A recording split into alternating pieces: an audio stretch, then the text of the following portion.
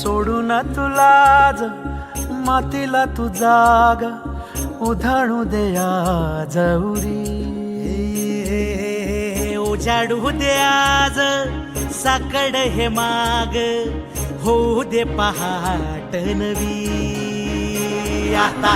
होऊन जाऊ दे साऱ्या जगाला पाहू दे पडू दे पाऊल जरी काट पाया खाली टाकल्याला येऊ दे पडू दे पाऊल